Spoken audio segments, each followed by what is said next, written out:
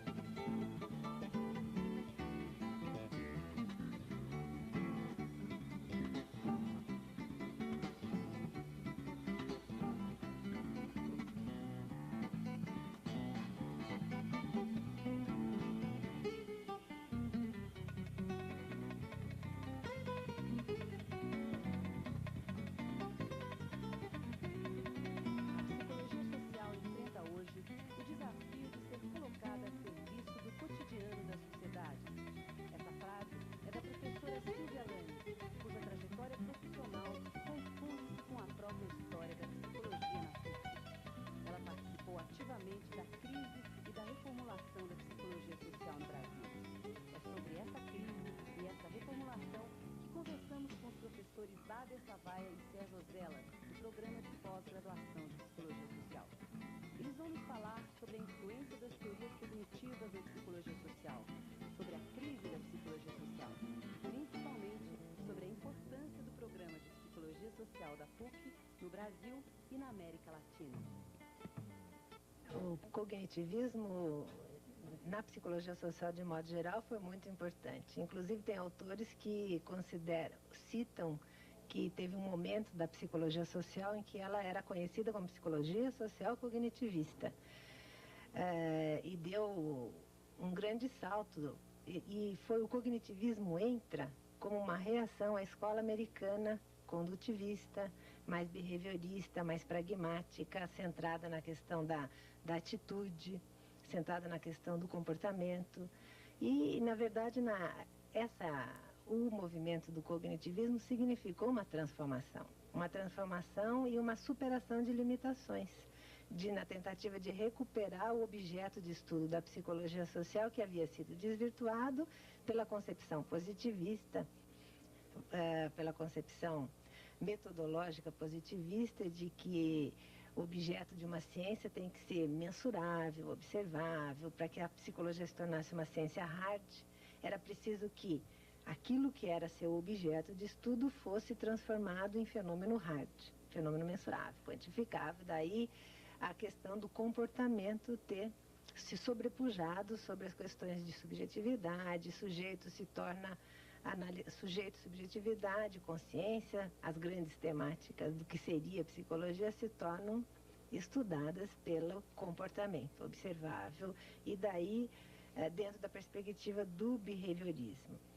O cognitivismo, ele tem uma perspectiva, aparentemente uma perspectiva até transformadora ou aparentemente mais revolucionária, que ela pressupõe três aspectos: o homem como um ser ativo, na busca do seu próprio conhecimento, orientado para o futuro, uma perspectiva prospectiva, e o homem capaz de controlar a sua própria conduta de modo racional. Quer dizer, esse é um aspecto que recuperou um pouco o homem ativamente, a visão de homem mais ativo.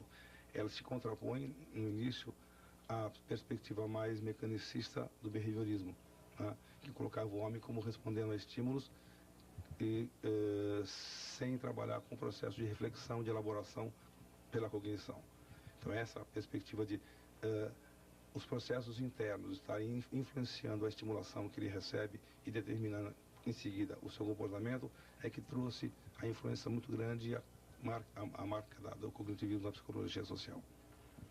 E o cognitivismo, então, vem ser uma tentativa de superar essa visão de um homem do condutivismo, um homem apenas que reage a estímulos, ou então superar a explicação do comportamento, da atividade mental como mero reflexo, ou como instinto, ou então a atividade mental como um receptáculo vazio, onde a sociedade escreve o texto que queira, que quisesse, pela através dos estímulos e de motivações, etc.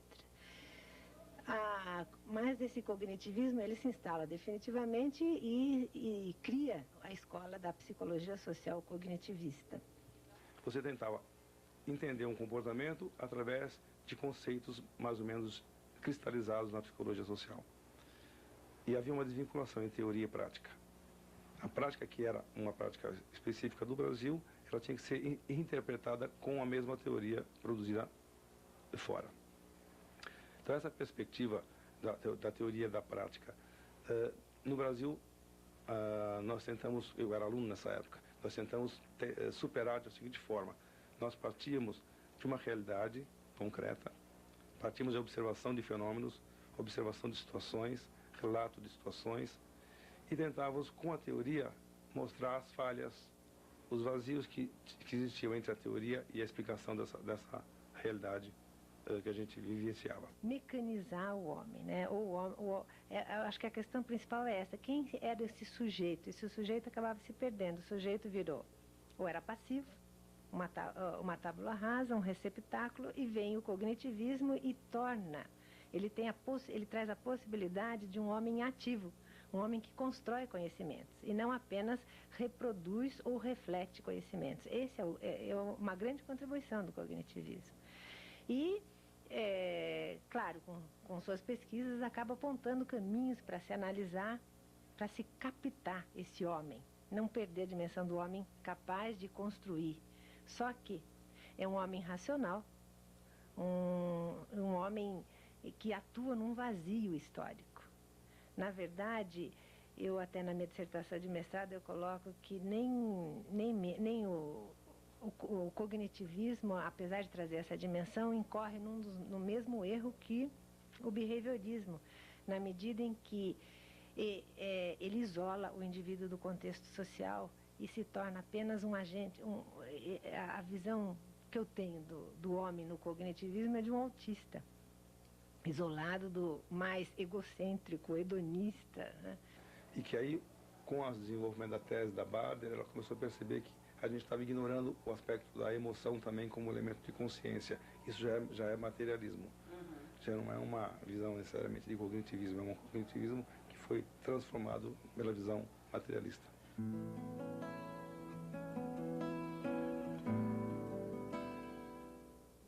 Então, houve um momento no final da década de 70 em que começou a haver um intercâmbio, por necessidades, inclusive políticas, né, que estava acontecendo na América Latina toda. Intercâmbio entre os profissionais da psicologia social, e começou-se a perceber afinidades e interesses comuns, que era a perspectiva de procurar uma psicologia mais adequada às nossas condições, ao homem latino-americano e ao continente latino-americano. A Silvia Lene, através de várias visitas, encontrou essas afinidades e começou a trazer uma perspectiva crítica, não necessariamente material. Nós não tínhamos material ainda. É uma perspectiva crítica, uma perspectiva de tentar trabalhar junto à comunidade, tentar trabalhar uma visão de transformar as condições que a gente vivia e criar, então, uma teoria e uma prática transformadora. Começou-se com a prática. Nós não tínhamos teoria, começou-se com a prática, juntamente com o trabalho nas comunidades, favelas, a serviço público, em comunidades basicamente na América Latina. Esse vivenciar de problemáticas trouxe uma perspectiva de que realmente o homem era produto das condições que ele vivia e que a psicologia social não apresentava isso. Parecia que o homem era universal. Então, essa perspectiva de especificar a problemática que o homem vivia, a prática dele, e através dessa prática tentar se conhecer esse homem e tentar se trabalhar na perspectiva de transformação desse homem, é que trouxe essa visão da psicologia materialista histórica, que a Silvia Lene foi a que praticamente introduziu e teorizou a respeito.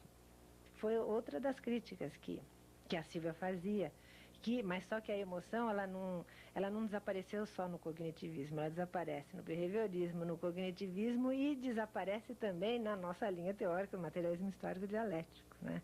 Que é porque a essência, a base dessas teorias, apesar das diferenças, é de um homem racional. do sujeito racional que compreende o mundo, ou ele compreende o mundo situado historicamente, ou isolado, ou recebendo influências, mas não um homem racional com esferas de... No máximo que a psicologia social, sociológica e até a representação social do Moscovici chega a falar é de que o homem é um homem racional com esferas de irracionalidade.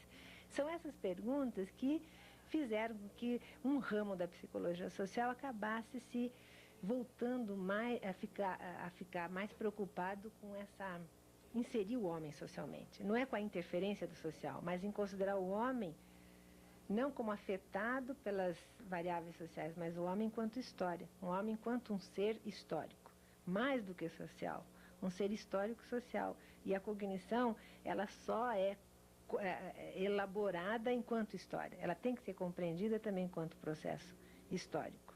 Não adianta colocar um qualificativo social na cognição, mas é entender um processo enquanto um processo que só se dá na relação. O homem enquanto um ser de relação, né?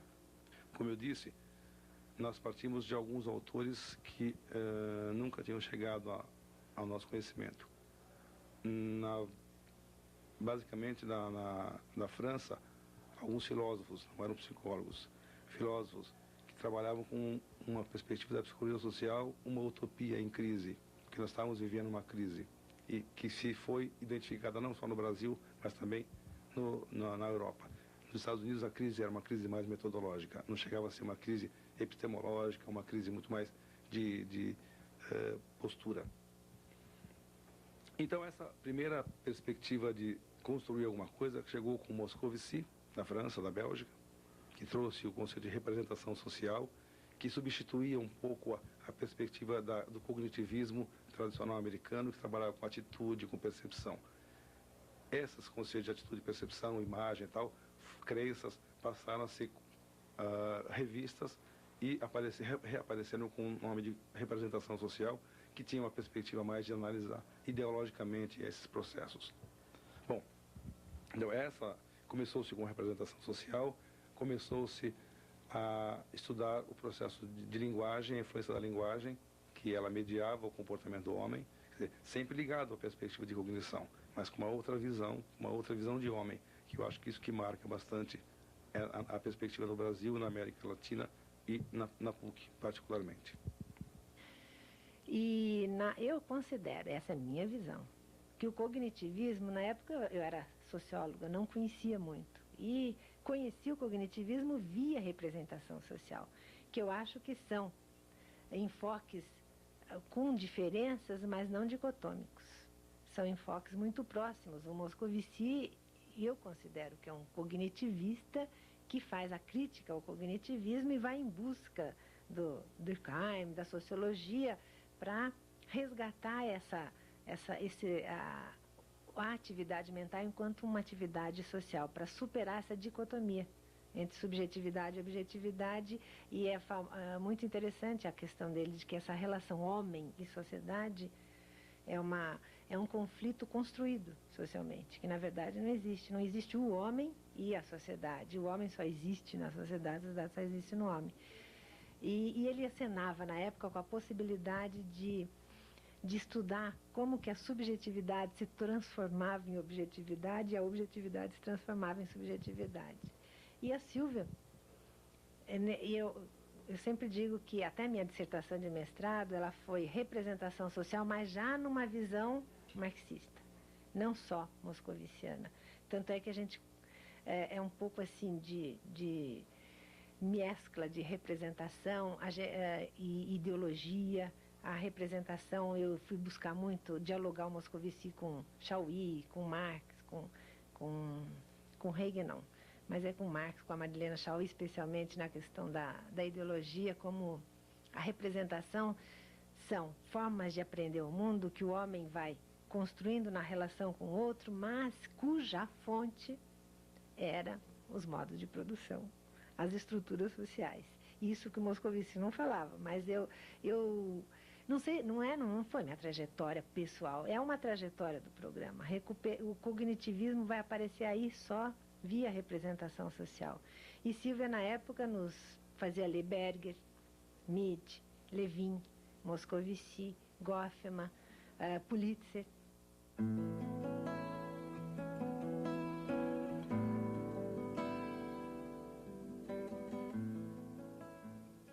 Eu fiz uma tese de doutorado que chamava, né, o ensino da psicologia social, o pensar e o agir do professor dessa área. E era inicialmente um levantamento que foi feito no Brasil todo, com todas as faculdades de psicologia no Brasil. Na época havia 74 faculdades, eu entrevistei profissionais de 69. Era um trabalho aparentemente descritivo, mas que depois eu tentei desenvolver numa linha teórica, numa análise teórica, trabalhando com consciência e atividade. Quer dizer, o pensar e o agir significaria isso. O que ele imagina, o que ele pensa, como ele constrói a visão dele da psicologia social enquanto área de atuação e de ensino, e como, na verdade, ele desenvolve na sala de aula esse pensar sobre. Então, eu comecei a fazer esse trabalho da pesquisa em 83, as entrevistas que eu fiz foi de 83 a 86. Então, o material que eu tinha é dessa época. A análise foi feita bem mais tarde, foi feita na década de 90, e os dados estavam, inclusive, me pareciam um pouco superados.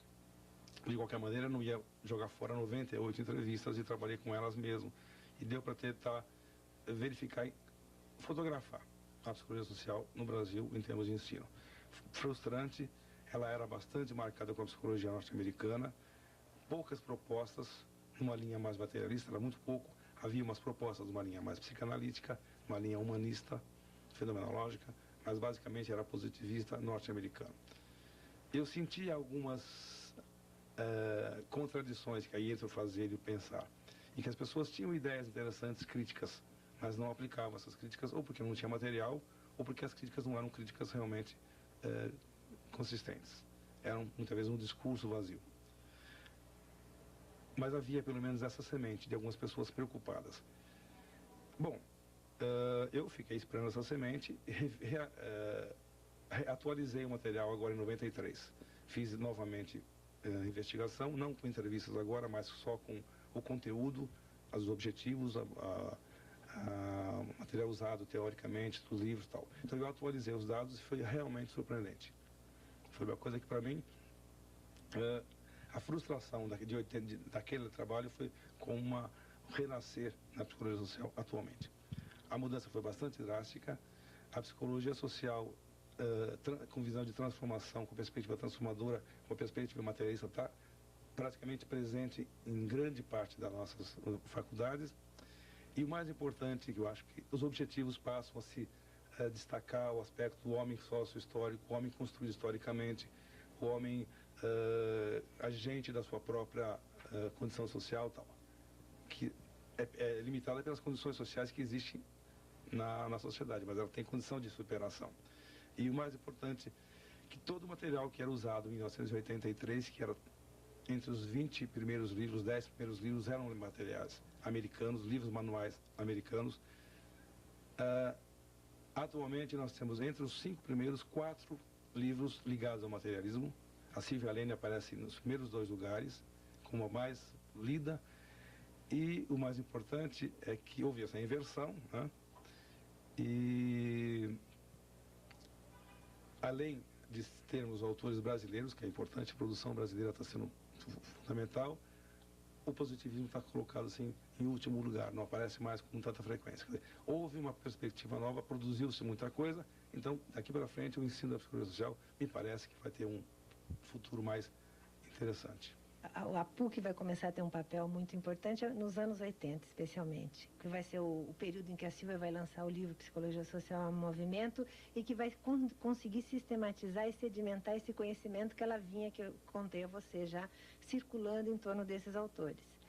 Já é nessa época que vai acontecer na América Latina um movimento, principalmente Venezuela e Brasil, e também, eu acho que tem grandes representantes na época venezuelanos, a Silvia Lane do Brasil, Martim Baró, de El Salvador, que vão definitivamente construir aquilo que até então era chamado uma psicologia social marginal, uma psicologia social marxista. materialista histórica, que a Silvia, na época, até chamava de psicologia crítica, psicologia social crítica. Vai ser recuperado os pressupostos do marxismo, do materialismo histórico, vai se fazer uma crítica, juntando também com um grupo de franceses, na época, o Poitou, Péchet, que também fazem uma crítica ideológica à psicologia social. E como é um movimento global isso, um movimento de fazer uma crítica ideológica, da ideologia das ciências, para que ela recupere o seu papel de agente de emancipação social e não um agente de manutenção da ordem social, colocar a ciência a serviço da transformação social. Agora, dentro desse movimento todo, a Silvia tem um grande papel, e ela que vai construir uma escola que por tempos ainda vai ser considerada marginal, tanto que a gente sofre embates, né, de ordens oficiais, na questão de reconhecimento do programa, mas ao mesmo tempo que tem esses embates, porque estava enfrentando uma hegemonia de pensamento baseado no cognitivismo, no behaviorismo, né? O grande nome é Haroldo Rodrigues, que ele se denomina um cognitivista, outros o rótulo de behaviorista cognitivista. E a crítica que se faz ao que a psicologia vinha fazendo na PUC era de que não, era política, não era uma ciência, né? Porque se tentava questionar todas aquelas cisões em ciência com rigor, ciência engajada. E a Silvia vai começar a deslanchar, além dessas leituras, que ela vai trazer os soviéticos, os psicólogos soviéticos, Vygotsky, Leontiev, Luria, que serão leituras fundamentais. Ela vai também desencadear uma atividade de psicologia na comunidade, uma atividade alternativa. Ela se preocupa tanto na transformação teórica quanto na transformação metodológica e da prática. O que é a ação do psicólogo social? O que é fazer psicologia social engajada fora das instituições e dos consultórios? Ela vai para Osasco e começa dentro desse movimento que depois vai ser conhecido como psicologia comunitária e pesquisa participante. Não podemos esquecer que nós estamos vivendo na época da ditadura militar, que dificilmente você conseguia uma atividade política mais livre e mais solta fora nem mesmo na academia, quanto mais fora. E ela vê no trabalho de comunitário, na criação de um ramo da psicologia chamado psicologia comunitária, que já existia, com diferentes perspectivas. A psicologia social, atualmente, ela basicamente seria uma psicologia do estudo da consciência. Consciência como maneira mais global, que não cabe aqui desenvolver o que seria consciência. Mas assim, consciência seria o ponto básico de estudo da psicologia social materialista. E ela parte tanto da perspectiva de Vygotsky, que propõe uma linguagem como elemento fundamental, como dos conceitos básicos de psicologia social trazidos por Leontiev, que recupera Vygotsky já numa década de 50, mais recente, e propõe 3 categorias básicas, que é consciência, atividade e personalidade. Dessas 3, a consciência é a mais trabalhada, junto com a atividade, e a personalidade está um pouco identificada com identidade, que o Ciampa desenvolve numa perspectiva também materialista. Então essas são as 3 categorias que estão marcando o estudo da psicologia social no Brasil, numa perspectiva materialista histórica. Nós chamamos na graduação de psicologia social sócio-histórica, que não tem como eu vou dizer, um correspondente muito nos outros países. Nos outros países fala assim, psicologia pós-moderna, psicologia sociocultural, mas nós criamos a sócio-histórica, que com base no materialismo histórico de Marx, basicamente. Esse encontro entre o que é uma ação, uma praxis engajada, com uma teoria, fez com que ela construísse todo um corpo teórico de psicologia social centrada na categoria de consciência, atividade. Então, ao invés de enfocar agora o comportamento ou o pensamento, a atividade se torna o eixo fundamental de análise da psicologia social. Não que isso significasse esquecer a atividade mental, mas mostrar que consciência e atividade estavam indissoluvelmente ligadas. Não dá para falar em atividade mental sem ação.